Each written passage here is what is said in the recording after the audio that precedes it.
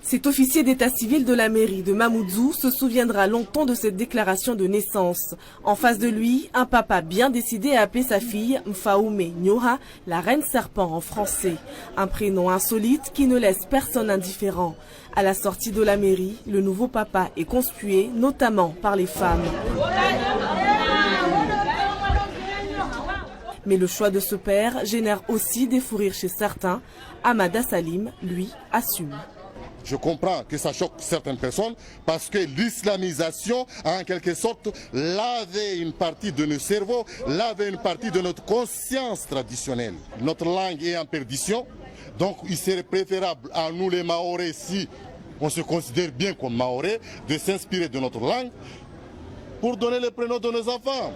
Cet argument peut-il être recevable aux yeux de la loi? Selon le code civil, les parents peuvent choisir librement le prénom de l'enfant. En métropole, il y a, on appelle le lièvre, renard, le bœuf, sauvage. Il y a un tas de noms qui s'inspirent de la langue française, du vocable de la langue française. Donc je ne vois pas le mal qu'il y a à ce que je m'inspire de la langue mahoraise pour donner un prénom à ma fille. Ce papa déterminé a pu imposer le prénom bien original de son enfant malgré les recommandations de la mairie.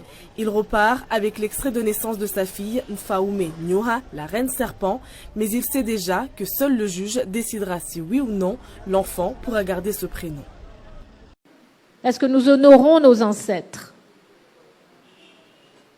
Pas vraiment. Est-ce que nous donnons à nos enfants les noms de nos ancêtres? Pas vraiment. Rarement. En fait, lorsque vous faites cela, on vous pose la question, mais qu'est-ce qui t'arrive? Pourquoi est-ce que tu as donné un nom africain à ton fils? Moi, j'ai 3 enfants, mes 3 enfants ont un nom africain et souvent, je suis sommée de m'expliquer. Pourquoi est-ce que tes enfants ne s'appellent pas Paul, Isabelle et Pierre? Pourquoi ils s'appellent Mouswele, Tamou et Kiamouya? Et je pose la question, mais pourquoi est-ce que je leur donnerais des noms français puisque je n'ai jamais rencontré de Français qui donnent des noms africains à leurs enfants? Vous voyez? Et si je produisais un Chinois et qu'il nous disait que son nom c'est Pierre le Grand, nous serions choqués. Nous penserions que le Chinois a un problème identitaire et mental. Vous voyez? Mais nous sommes tellement habitués à être en décalage par rapport à nous-mêmes que ça nous étonne même plus. En fait, ça nous paraît normal. Je suis sûre qu'il y a très peu d'entre nous ici qui ne portons pas de noms occidentaux. Pourtant, nous serons les premiers à dire que non, nous ne sommes pas des Occidentaux, nous ne sommes pas des Européens, nous sommes Haïtiens, nous sommes Africains, nous sommes Guadeloupéens, et pourtant nous avons des noms d'Occidentaux et ça ne nous gêne pas plus que ça. Je parlais à une jeune fille, elle me disait, moi je suis libre d'avoir le nom que je veux. Mais non, on n'est pas libre, ça nous est imposé, nous acceptons ça en pensant que finalement c'est universel, que les noms européens sont universels. Moi je pense que on ne peut pas usurper une identité. Oui, mais attendez, il y a une époque où nos parents, quand ils venaient faire des études ici, ils francisaient leur nom, pour passer, pour que ce soit plus facile. Ce sont là des complexes. Leur posait pas de problème. Ce sont là, Madame Djeki, des complexes qui nous ont été légués par la colonisation, parce que les Africains sont convaincus jusqu'à aujourd'hui, en 2009, que porter un prénom africain, c'est porter un fardeau. Dès lors qu'on a mis ça dans sa tête, on a du mal après à changer. C'est comme un ordinateur.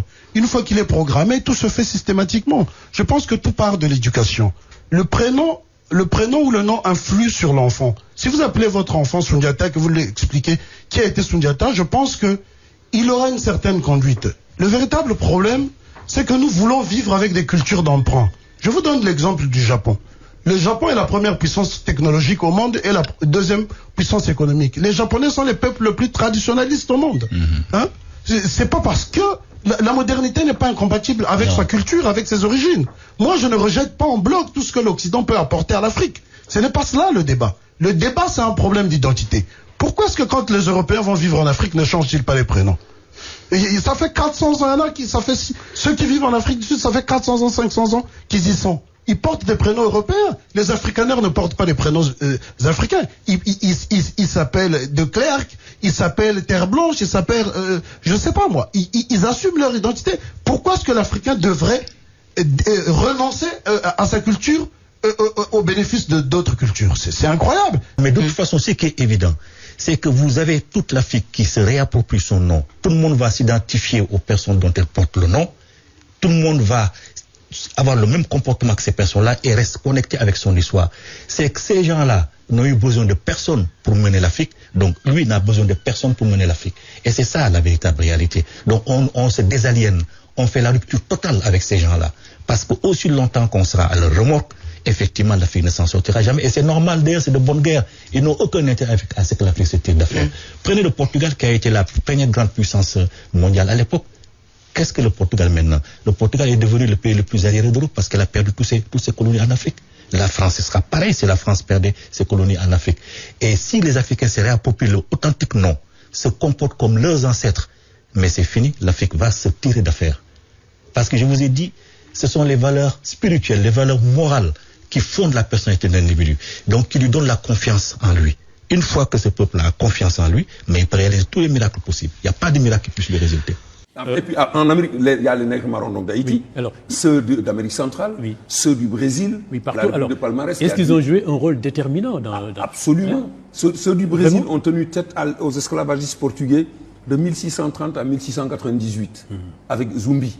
Donc l'université Zumbi, qui a été ouverte en 2003, pour permettre aux Afro-Brésiliens d'avoir plus facilement accès aux études. C'est en hommage à Zumbi, qui était le roi de la République de Palmarès. Il y a de 1690 à 1743 en Jamaïque, la révolte des Maroons, parce que marron en français se dit Maroons en anglais, n'est-ce pas? Cette révolte dirigée par des nègres marrons, dirigée par une femme, Nani, qui portait son nom ghanéen, son nom Ashanti. Nani et ses frères, Kofi, Kodjo et Akompong.